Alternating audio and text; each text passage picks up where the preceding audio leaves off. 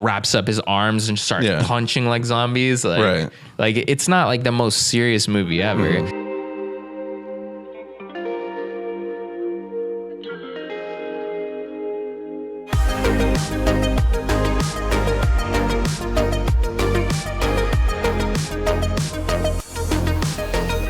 Drive-By Movies, you're watching Sequeled. My name is Blaise. And I'm James. This week, we're talking Train to Busan 2.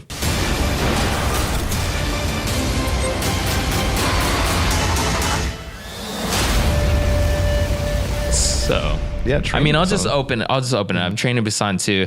There's a movie coming out this year, 2020, called Peninsula.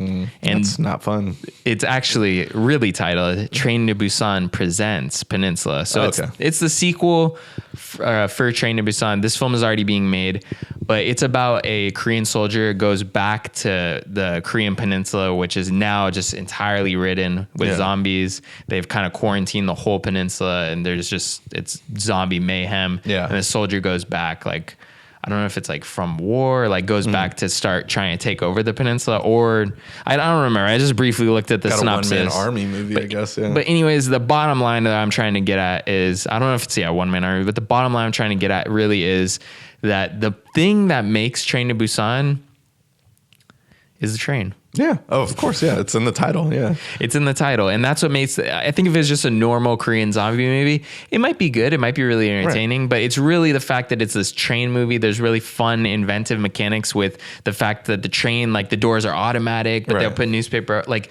there's just interesting mechanics with zombies. Yeah. And then the fact that the train is like a mode of transportation. It's like a metaphor for the plot too, like, beginning and you're trying to make it to the end. Yeah. Well, like, kind of like Snowpiercer as well. Another Korean movie. Yeah. So the thing I really want to like emphasize about the sequel to Train to Busan should involve transportation in some way. Yeah. And how do you level up a train? Mm-hmm. You might say bus, and I'll say, what is the max speed of a train versus a bus? What is that also? Speed? Are you just like doing a speed sequel? Yeah. So it's not going to be a cruise ship. We're not going on a cruise ship this time. I did think about it, but I'm probably going to leave that one for the final of the trilogy. Yeah. But we got to go with a plane. Let's be honest here. The top speed on a plane is way higher than a train. Mm-hmm. At least, it might have been a bullet train, so maybe not. I don't know. We'll see. But anyways, I thought what would make this better than a plane movie? Right.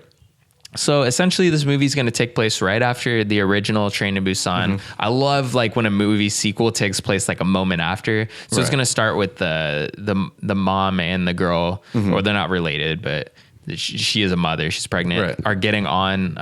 They walk through that tunnel, and basically they find out that Busan's protected. They have military, so it's still like a last stronghold. Like the zombies haven't infiltrated the city yet, so it's still kind of fully operating. Everyone's like basically at different places trying to like get rations or just trying to survive and like make sure they're ready for the onslaught that's essentially about to come because of this pandemic that has opened up.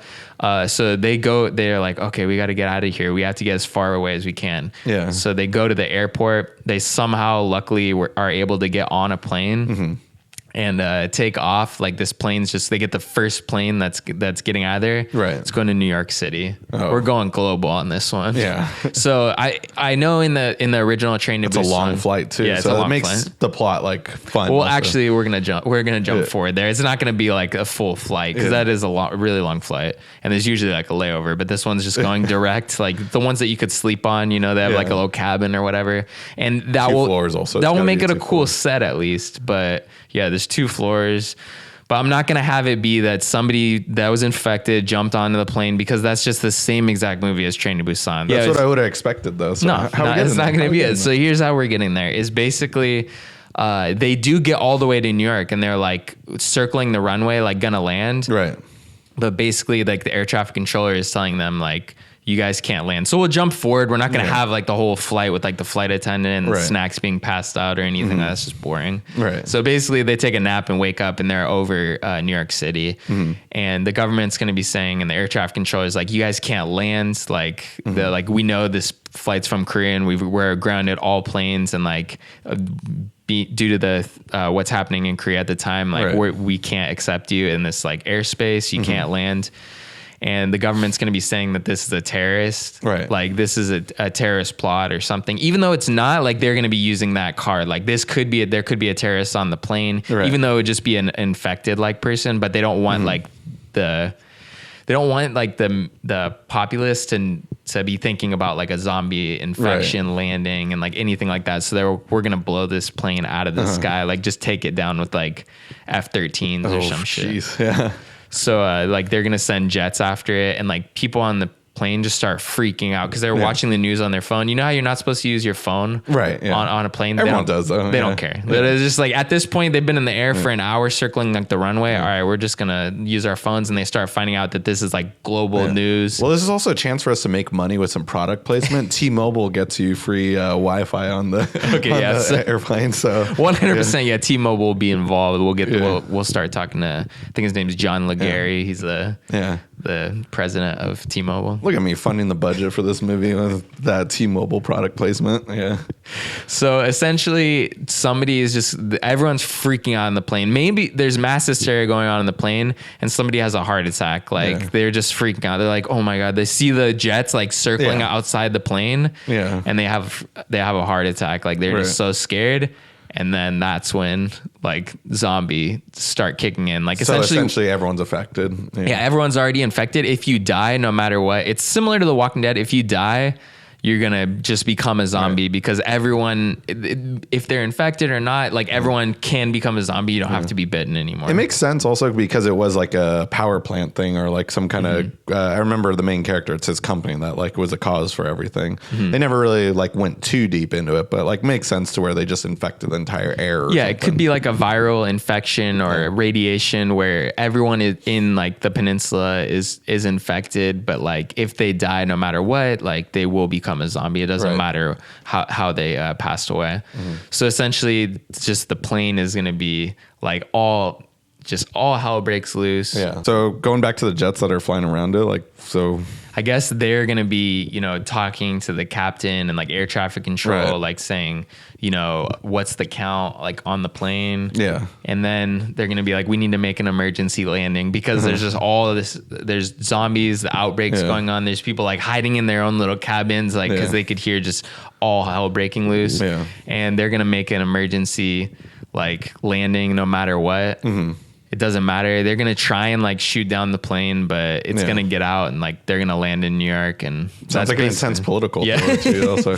Well, I mean, one thing that I thought like 28 weeks later was clever for doing was the fact that they're shooting their own citizens. They don't want to risk the outbreak reaching. Like they're like, oh, just shoot everyone and stuff. But they didn't like go too into it. It's just like one scene in the movie. I thought they could have made a bigger statement with that. And like, I feel like you're nailing it. I feel like with that statement. I just want to have this interesting like terrorism like subplot where like technically it is a not a terrorist attack, but like a terroristic event. Yeah. Because there's a plane that could jeopardize like all of the United States if it lands. Yeah. Or if these people like leave and just get out. Right. They gotta they're not gonna go through customs. Let's be honest here. Of course not. Like, that's a 4-hour line. Yeah. Like there's no way they're making it through that.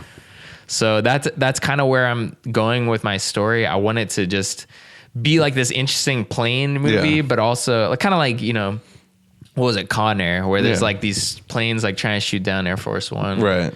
And our Con Air, just want kind of an interesting plot. Maybe people hanging off the back of the plane while it's flying or something. Right. Yeah. No, I love it. Yeah. I mean, I'm down for this zombie movie. Yeah.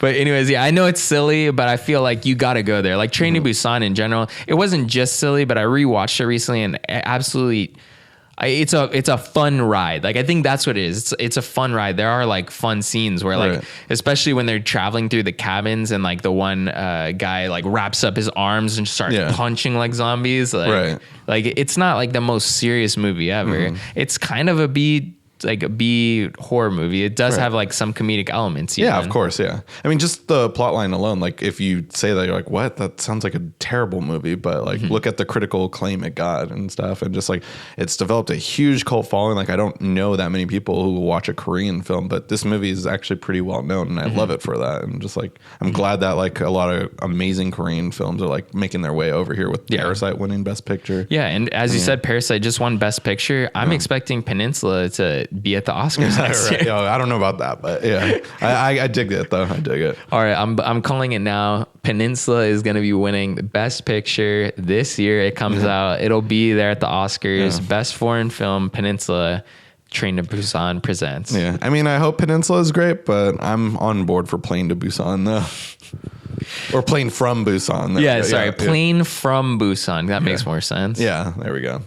So anyways, guys, that is going to wrap it up. Definitely, if you haven't seen it, I really recommend Train to Busan. If you're up watching all those Korean movies after Parasite's Best Picture win, definitely kick it off with the Train to Busan. It's definitely on the lighter note, but it's a ton of fun. Go ahead and click the description box below. There's an Amazon affiliate link to watch Train to Busan. After doing that, be sure to leave a comment, let us know what you thought about the movie, and give us a like if you enjoyed this video. And also, if you haven't already, please subscribe and hit that notification bell to get all our latest updates. That's going to be it for this week, guys. Tune in next week for a brand new sequel.